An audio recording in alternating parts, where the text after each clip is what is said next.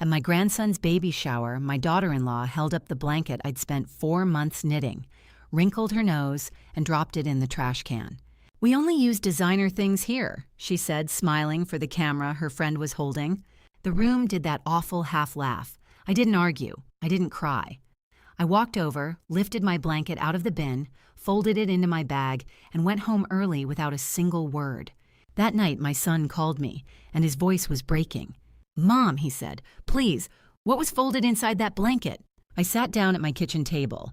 I held the blanket in my lap, my husband's last gift still tucked safe in its lining, and I said very gently, "Why do you ask, Kyle?"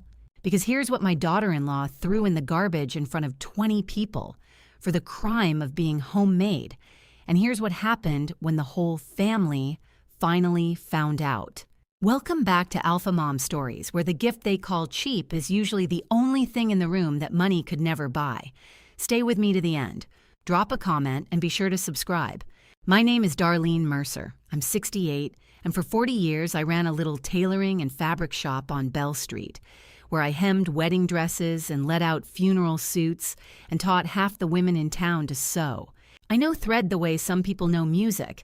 I can tell you what a garment cost by how it's stitched, and I can tell you what it's worth by something else entirely, something that has nothing to do with the price. My hands aren't what they were. The arthritis came for them about 5 years ago, the way it does, slow, then all at once.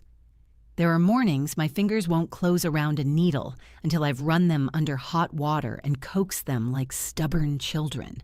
I don't say that for pity. I say it so you understand what 4 months of knitting cost me and why I did it anyway. People look at a woman like me and they see a sweet old lady with yarn. Harmless. A little behind the times. My daughter-in-law looked at me and saw exactly that. And I let her, because I learned a long time ago that being underestimated is its own kind of quiet. But I spent 40 years watching people walk into my shop in $800 coats with the buttons sewn on by a machine that didn't care, and walk out happier in a 40-year-old wool one I'd mended by hand. I know what lasts. I know what doesn't.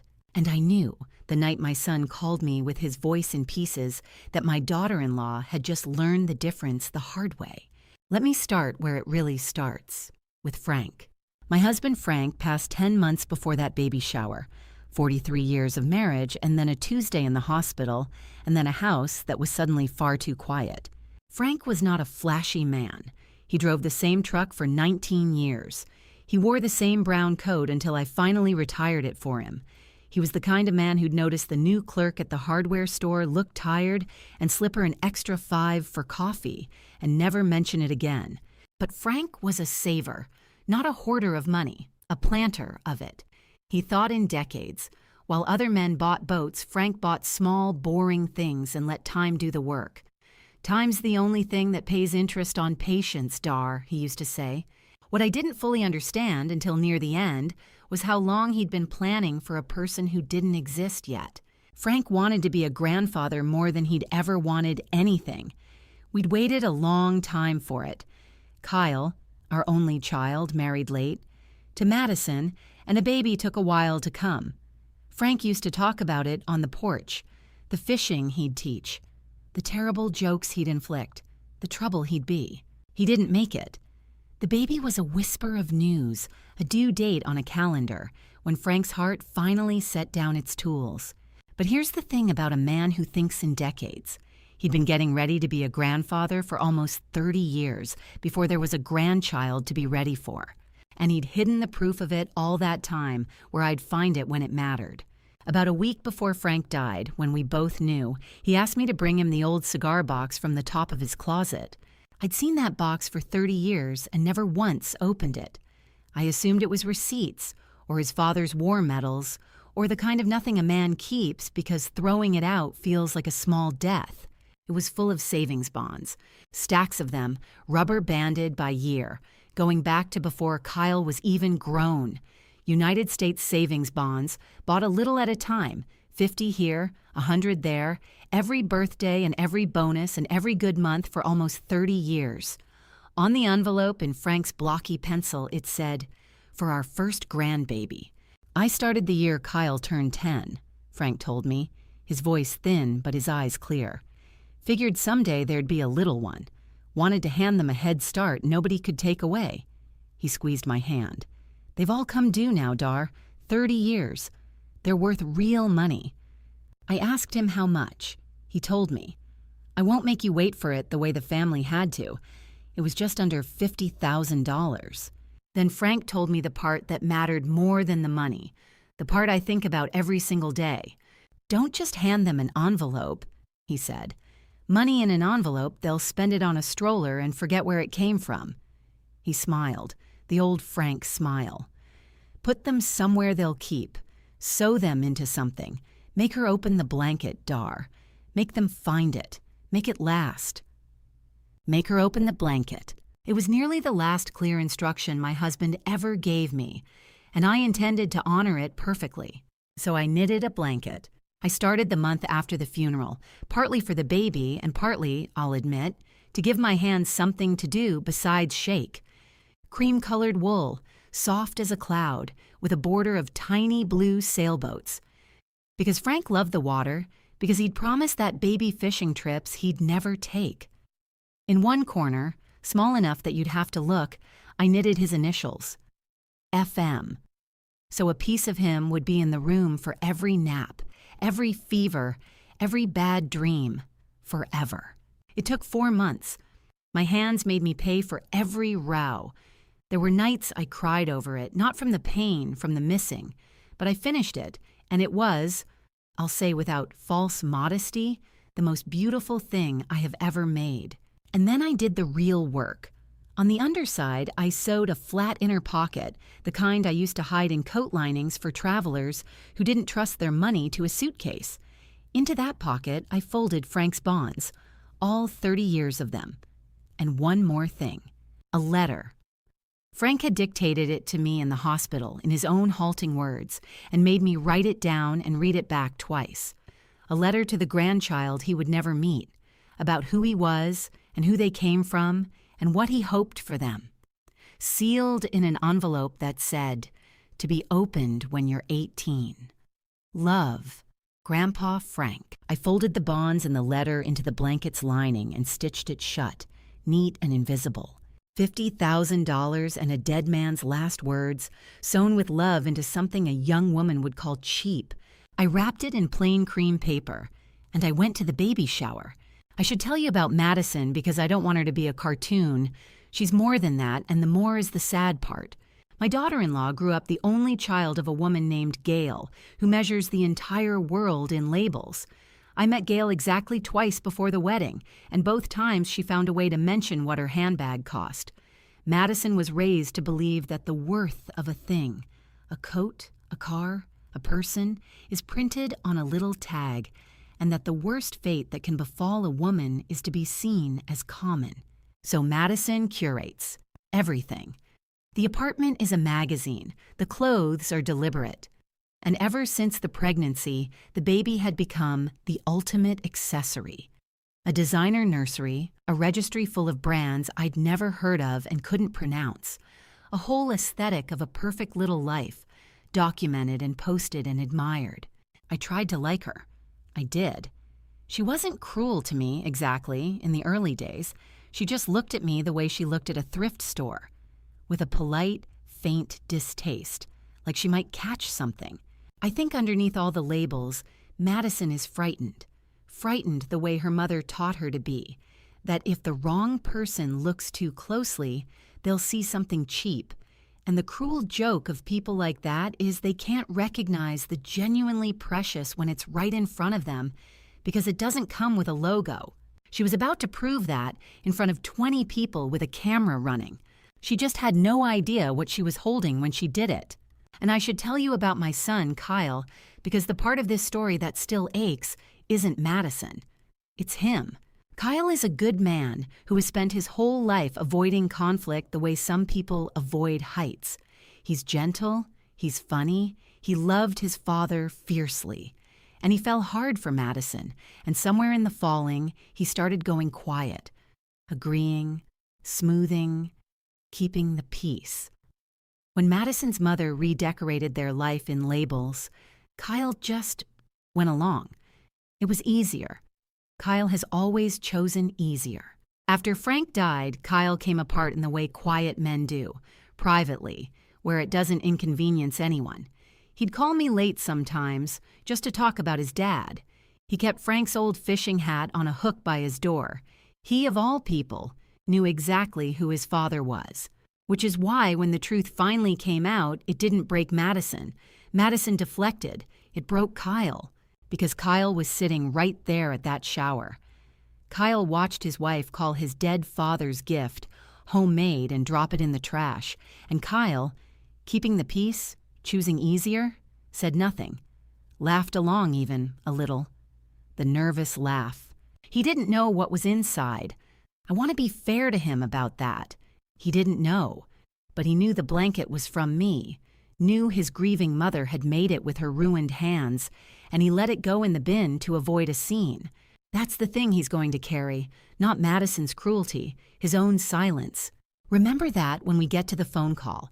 Remember that the voice breaking on the line that night was a son who had just learned what his own quiet had cost. The shower invitation came on heavy cardstock with gold edges. Madison's garden soiree, it said. There was a dress code. For a baby shower.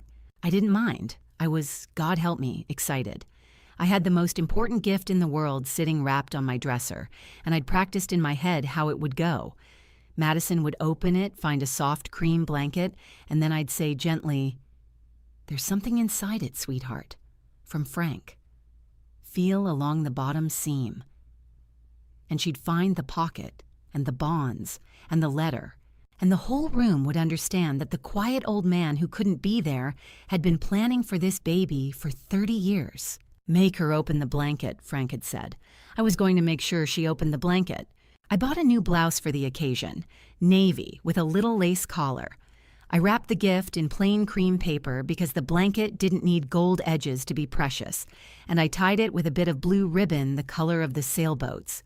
I drove over with the box on the passenger seat where Frank used to sit, and I talked to him a little on the way I do. "Big day, Frank," I said. "We're giving them your bonds. Can you believe it?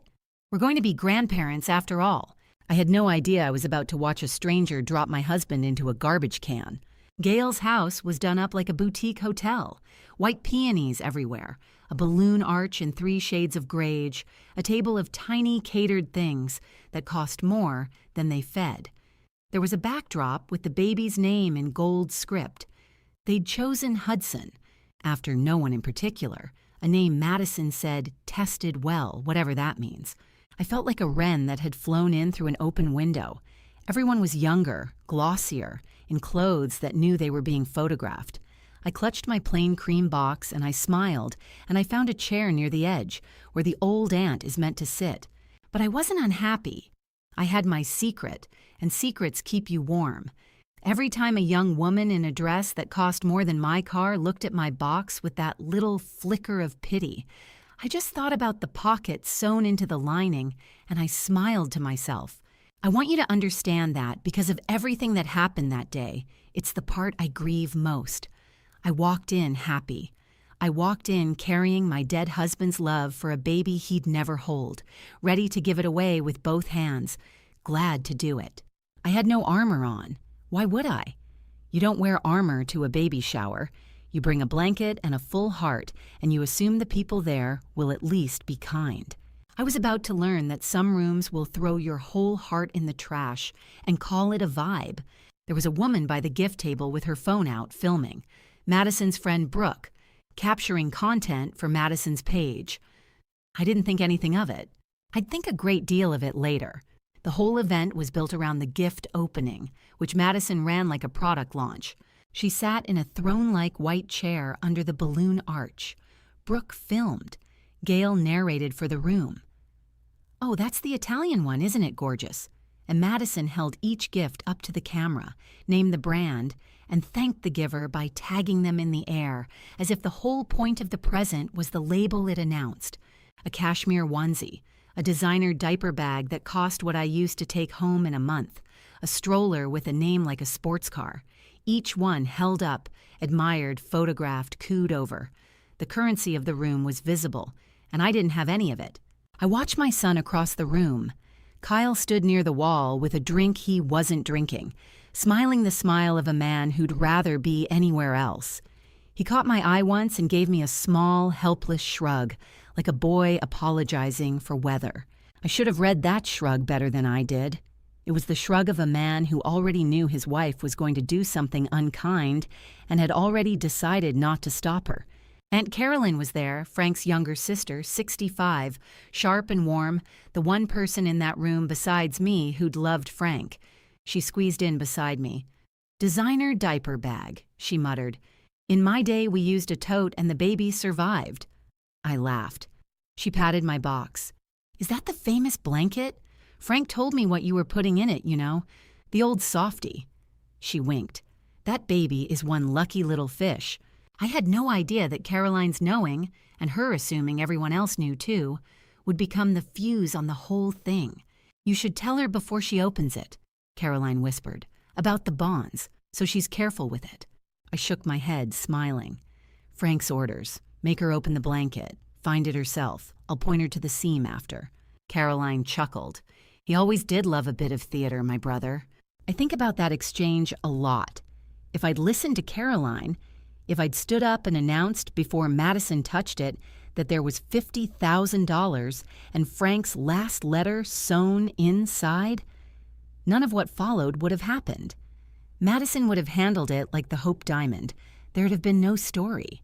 But I didn't, because I was honoring a dying man's wish, and because, honestly, it never occurred to me in 1,000 years that anyone would simply throw a handmade blanket away, refold it badly maybe, set it aside politely, re-gift it someday even, but throw it in the trash in front of everyone with a camera running?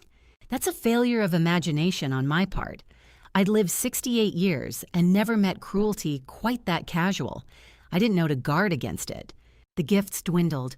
The designer pile grew into a little mountain beside Madison's throne. And then there were only 2 presents left on the table, a gift card in an envelope and my plain cream box with its blue ribbon. Gail picked up my box and read the little tag. "From Grandma Darlene," she announced, with the gentle condescension you'd use for a child's macaroni art. A few people went, "Aw." Someone's phone came up. Madison took the box, gave the plain wrapping a quick, assessing look, and the corner of her mouth did something I didn't like. "Let's see what Grandma made," she said, and she pulled off the paper. For a moment, one moment, I let myself hope. The cream paper fell away, and there it was. 4 months of my hands, the softest wool I could afford, the tiny blue sailboats marching along the border, Frank's initials hidden in the corner like a held breath.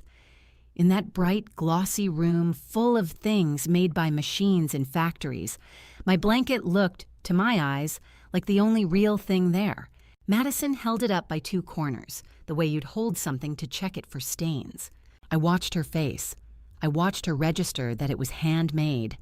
The slight unevenness that means a human did this. The very thing that the magazines now say makes a thing precious. I watched her decide what that meant. Her nose wrinkled, just slightly. The micro-expression of a woman who'd been taught that homemade is a synonym for poor. "Oh," she said, "did you make this?" "I did, sweetheart," I said, and my voice was warm, and I started to lean forward to tell her about the seam, about Frank, about feeling along the bottom. "There's something special about it if you—" But Madison was already talking over me, to the room, to the camera. "That's so sweet," she said, in the voice you use to end a conversation. "It's very homemade." And Gail laughed, that little tinkling laugh, and said, "Bless her heart." I felt the room tilt, just slightly.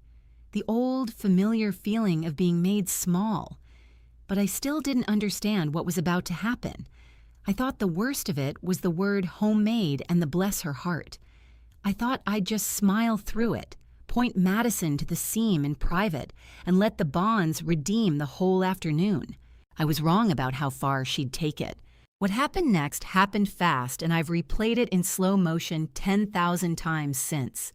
Madison folded the blanket back over her arm with a kind of finality. She looked around at her perfect grage party, her registry mountain, her watching friends, her filming Brooke. and I watched her make a calculation. The social math of a woman who lives for an audience. A homemade blanket didn't fit the picture. It clashed with the brand. And Madison had a camera running and a room to perform for. And somewhere in her label-measured heart, she decided that the funny, on-brand, content-worthy thing to do was to make a little joke of it. There was a tall steel trash can at the end of the gift table, the nice kind, lined with a crisp white bag for the wrapping paper. Madison stood up, blanket over her arm, and crossed to it.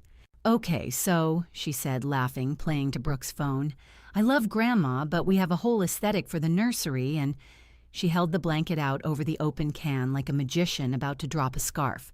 "We only use designer things here." And she let go.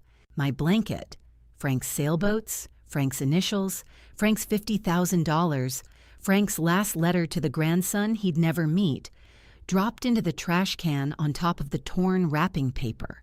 The room laughed. Not everyone, but enough. The nervous, follow-the-leader laugh of people who've decided the powerful person in the room is the one being funny. Brooke's phone caught all of it. Gail clapped, delighted. And my son, my Kyle, stood against the wall, went pale, opened his mouth, and closed it again. He said nothing. That was the worst second of the whole day, not the blanket in the bin. My son's mouth closing. "We only use designer things here. I've heard a lot of unkind things in 68 years. I've been called old-fashioned, behind the times, a sweet little nobody with her yarn. None of it ever landed like those 6 words, in that bright room with my husband's heart sitting in a garbage can. Here is what I want you to understand about that moment because it's the hinge of everything. I had a choice. I could have stood up and shouted. I could have said, 'You foolish, shallow girl, do you have any idea what you just threw away? There is $50,000 in that blanket. There is the last letter your child's grandfather ever wrote.' I could have made a scene that would have lived forever. And part of me, the mother bear, the widow, the woman whose ruined hands had bled into those rows, part of me wanted to, badly. But I didn't, because in that exact second, 3 things were true at once. 1, the bonds and the letter were safe, sewn shut inside the lining, and Madison hadn't found them and wasn't going to. 2, a camera was running, and the cruelty was being recorded by the cruel woman's own friend, which meant the truth would keep without my help. And 3, this is the one that decided it. I looked at that smug, performing, frightened young woman, and I understood that the worst possible punishment I could give her was not a scene. It was the truth, delivered later, when she could no longer pretend she didn't know. So I did the only thing that had any dignity in it. I stood up quietly, walked to the trash can, and reached in to take back what was mine. If you've ever stood in a room full of people and had something you made with love treated like garbage, had your effort, your time, your heart tossed aside because it didn't come with the right label, then you know there's a particular silence that follows. The silence of deciding how much of yourself you're willing to defend in front of people who've already decided you're not worth much. If that silence is familiar to you, stay with me. This is where it turns. I lifted the blanket out of the trash can. A few wrapping paper scraps clung to it. I brushed them off, calmly, the way you'd brush crumbs from a child's shirt. I folded it, neatly, the way I fold everything, the way 40 years behind a counter teaches your hands to fold without thinking. And I tucked it into my bag. The room had gone quiet now. The laugh had curdled. Even Madison seemed to sense she'd misjudged the wind, though she covered it with a bright, "Oh, did you want it back? That's fine, take it, sorry, It's all right, dear," I said. My voice was perfectly steady. "It's not really your kind of thing. I'll keep it." And that steadiness, I could see it land on her, bothered her more than anger would have. She'd braced for tears or a tantrum, the 2 reactions her world had prepared her for. A calm old woman folding a blanket and saying, "I'll keep it," did not compute. "I think I'll head out," I said to the room gently. "Thank you for having me. Congratulations on the baby." I found Caroline's eyes, gave her a small nod, and I picked up my bag with Frank inside it, and I walked out of Gail's boutique hotel house with my back straight. I didn't cry until I reached the car. In the car, with the door shut and the glossy house in my mirror, I let myself fall apart for exactly as long as it took to feel it. I held the blanket against my chest. It still smelled faintly of the trash, banana peel, floral garbage bag plastic, and that, somehow, was the thing that undid me. That Frank's last gift, his 30 years of patient love, had spent 2 minutes smelling like a garbage can because a young woman thought it would look good on her page. "I'm so sorry, Frank," I whispered. "I should have just told them. I should have protected it better." But here's the strange thing about grief and clarity. They can ride in the same car. By the time my tears stopped, something underneath them had gone very calm and very certain. The way the surface of water goes still, and you can suddenly see all the way to the bottom. I was not going to give Madison those bonds. Not like this. Not into hands that would call them tacky if they came without a logo. Frank's last wish had been, make it last. Make them find it. Make it mean something. You cannot hand a legacy to someone who throws legacies in the trash for content. It would be like pouring wine into a torn cup. But the baby, little Hudson, who hadn't done anything, who was innocent of all of it, the baby still deserved his grandfather's gift. That was non-negotiable. Frank had saved it for the child, not for the child's mother. So somewhere on the drive home, I started, very quietly, to think like a tailor again. Not about how to make a scene, about how to make this last, exactly the way Frank had asked, in a way no one could throw away. The phone was already ringing when I walked in. It wasn't Kyle, not yet. It was Caroline. "Darlene," her voice was tight. "I'm so sorry. I am so ashamed of that whole... I should have said something. I should have stood up." "You and Kyle both," I said, not unkindly. "It's all right, Caroline. I have it. It's safe. She didn't find the pocket." A pause. "She doesn't know? About the bonds? The letter?" "No, she just thinks she threw away a homemade blanket." Caroline was quiet for a moment, and then she said the thing that lit the fuse, though neither of us knew it yet. "Darlene, I have to tell you, after you left, I was so rattled, I said something to Kyle. I didn't think. I told him his father would be heartbroken. All those bonds finally going to the baby in that blanket, just like Frank wanted, and..." Her voice caught. "Darlene," the look on his face. "I don't think he knew. I think I just told my nephew what was inside the thing he watched his wife throw in the garbage." I closed my eyes. "It's all right, Caroline," I said again, though my heart had started to ache in a new direction now, toward my son. "He went white as a sheet," Caroline said.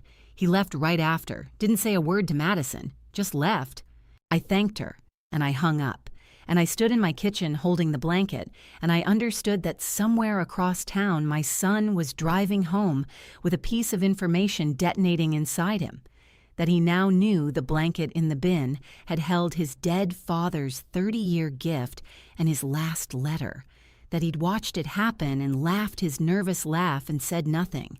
I set the kettle on, and I waited, because I knew, the way mothers know, that Kyle would call. 3 minutes later, he did. Before I tell you about the call, let me tell you what I'd done in those few minutes of waiting, because it matters.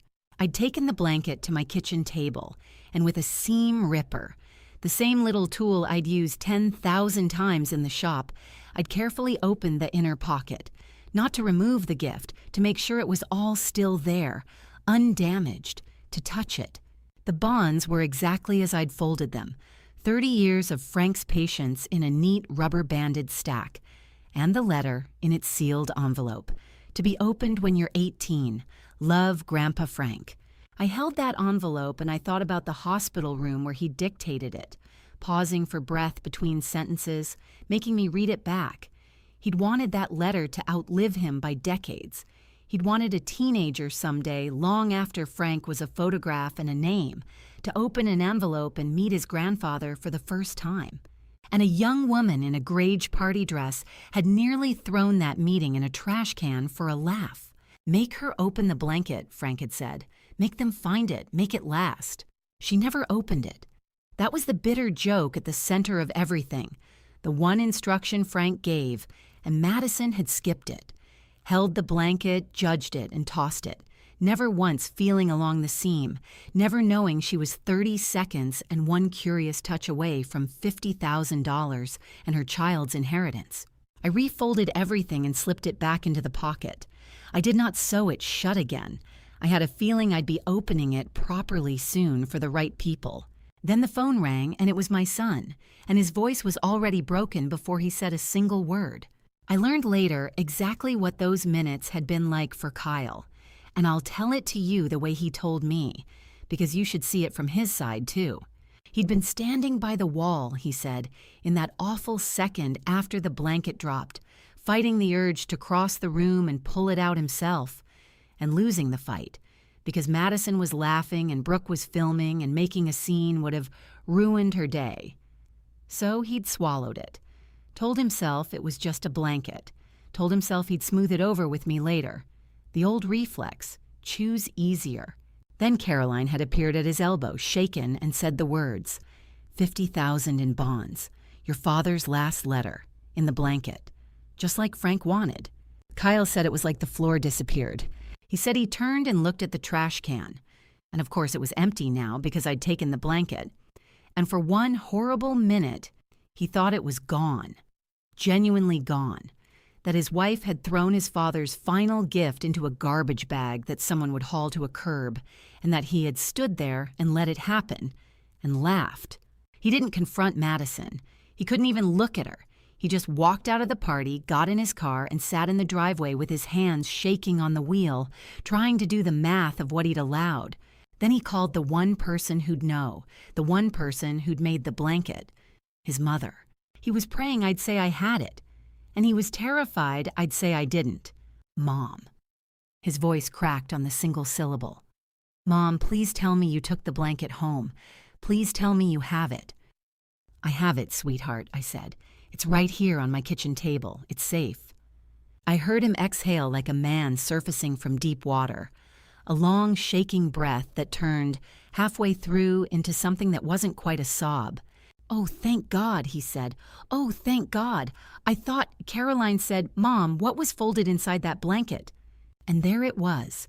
The question the whole day had been driving toward. My son, in his car in a driveway, asking what his wife had thrown away. I could have softened it. I could have spared him.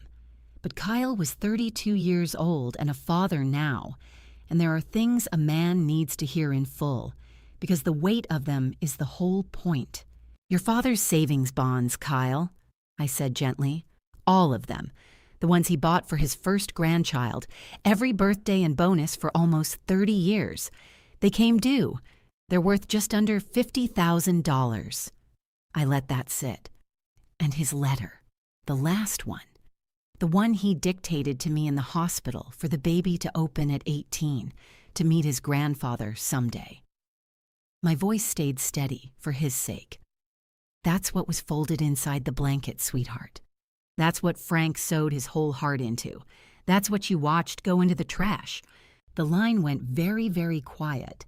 And then my son, my gentle, peacekeeping, conflict-avoiding son, made a sound I had not heard from him since he was a small boy. A raw, helpless, breaking sound. And he said, I didn't stop her, Mom. I was right there, and I didn't stop her. I let him cry. Sometimes that's the whole job of being a mother. You let them cry and you don't rush it, and you don't fix it too fast. I keep telling myself it's just a blanket, he said when he could talk again. That's what I told myself in the room. It's just a blanket, don't make a thing of it. And it was, Mom, it was Dad. It was Dad's whole... And I laughed. I made the little laugh. I'm going to hear that laugh for the rest of my life. I know, I said. How are you so calm, he asked. How are you not? I would understand if you never spoke to either of us again. Because I have it, Kyle, I said.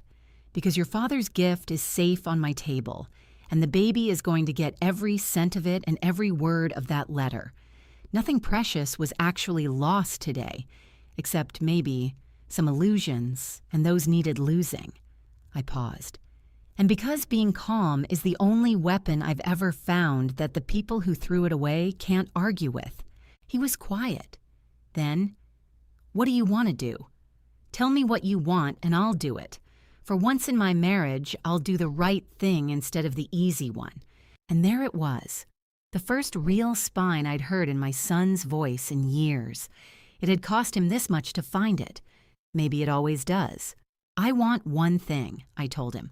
"I want the whole family in one room. Your Aunt Carolyn, Madison, Gail, if she'll come. And I want to give Hudson his grandfather's gift properly. Out loud, where everyone can see exactly what it is and exactly what almost happened to it." I let that land. Frank said make her open the blanket, so we're going to open the blanket, together, just a little later than planned. Kyle told Madison that night. He had to. He couldn't sit across a kitchen table from her holding something that size. I wasn't there, but I heard about it from both of them eventually, and the two versions tell you everything you need to know about the people who told them. Kyle's version. He sat her down, shaking, and told her there had been $50,000 and his father's last letter sewn into the blanket she'd thrown away on camera.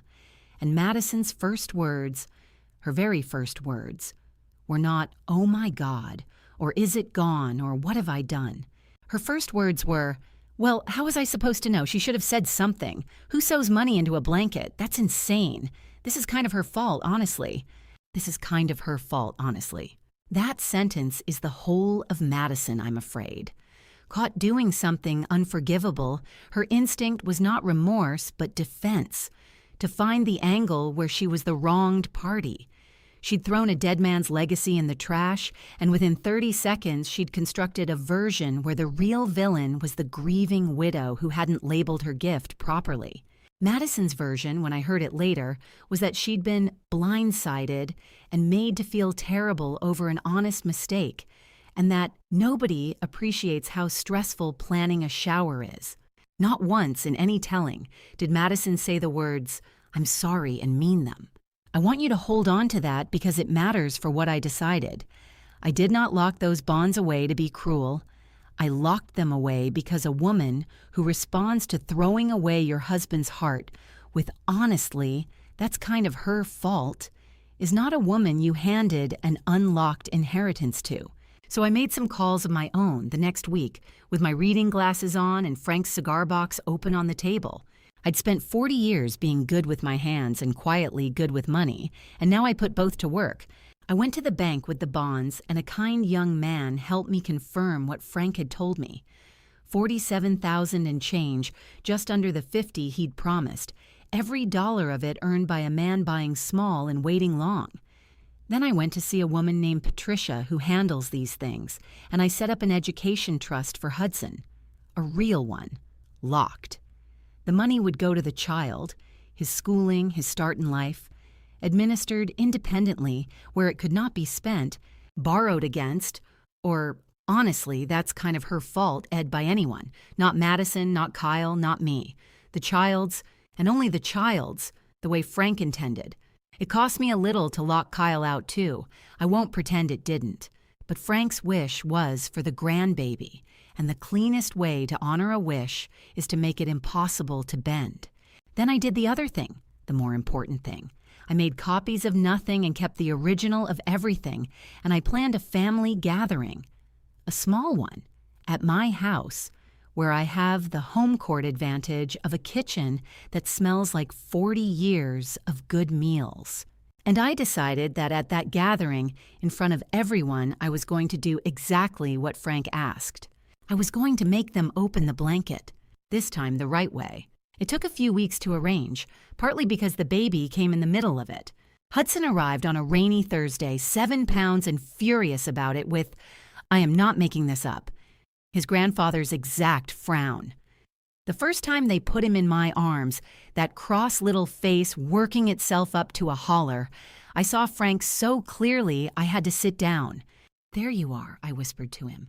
"We've been saving up for you a long time, little man." The baby changed things, a little, in everyone. Even Madison was softer, exhausted and human in the way new mothers are, the labels temporarily forgotten under spit up and no sleep. For a few days, I let myself hope the gathering might not even be necessary, that the baby would melt the whole thing.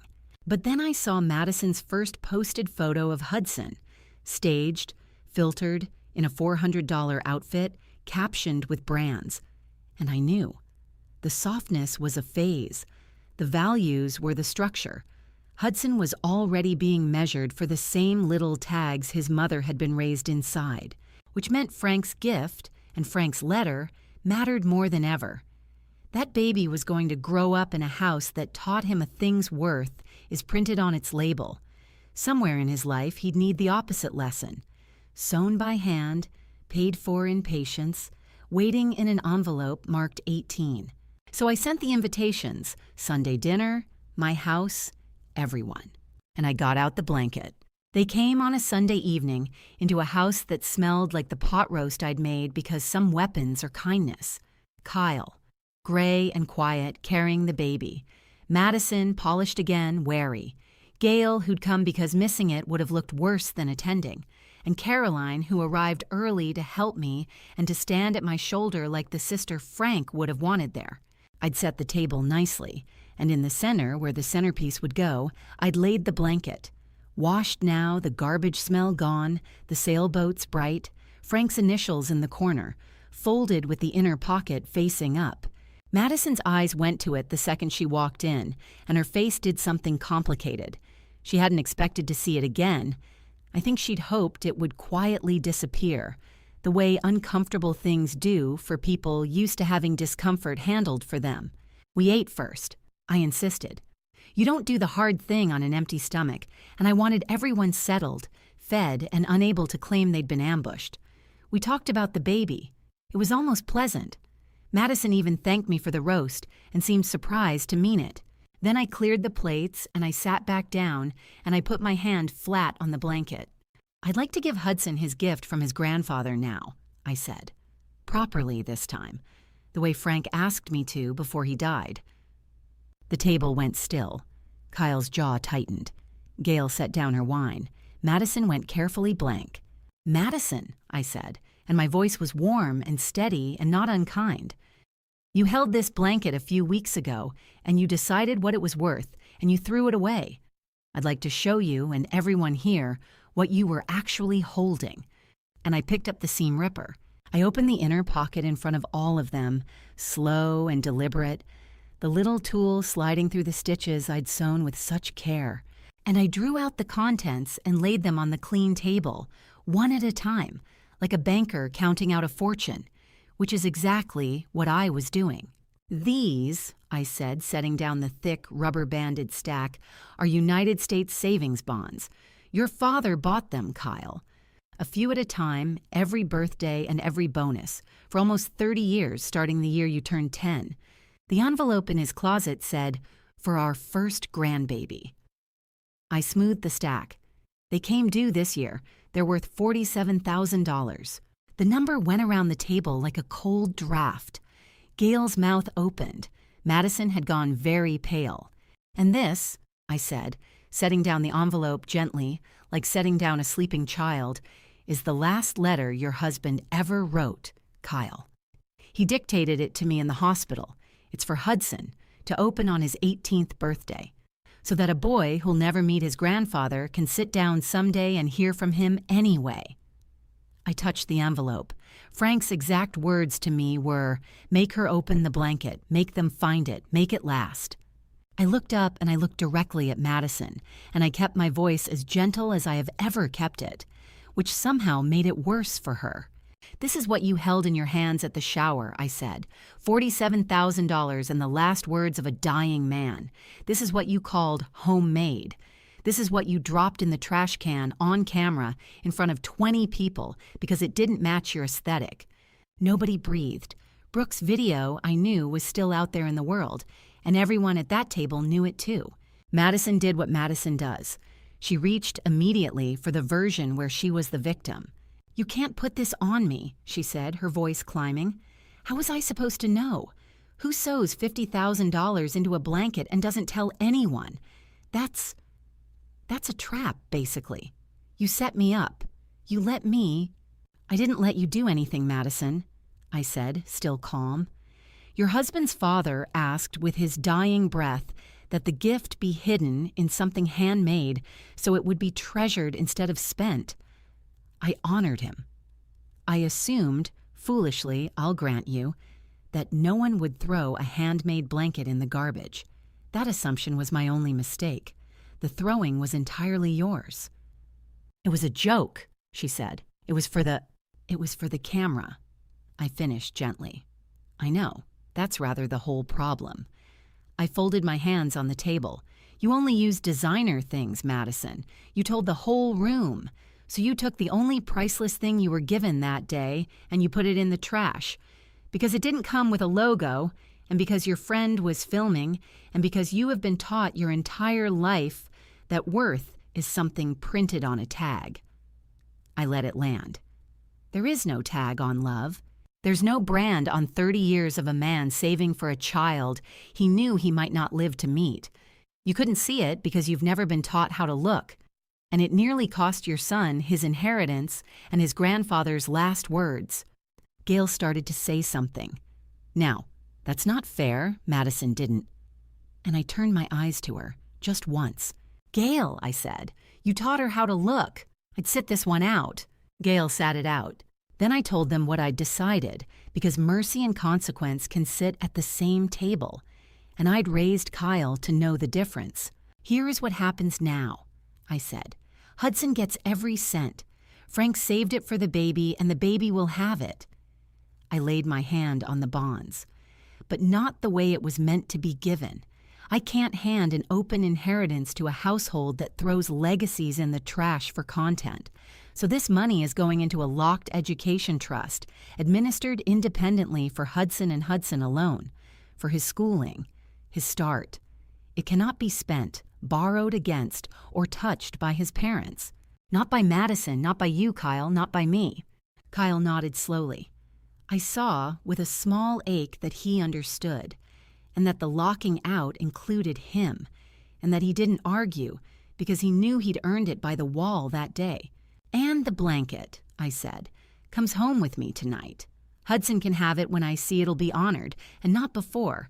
A thing isn't safe in a house that didn't know it was precious. Madison opened her mouth and to protest the blanket, I think, which tells you she still hadn't understood a word. And Kyle, my quiet son, finally spoke, Madison. Just her name, but in a voice I'd never heard him use with her. Don't. Not one more word. Not about the blanket. Not about whose fault. Not one more word.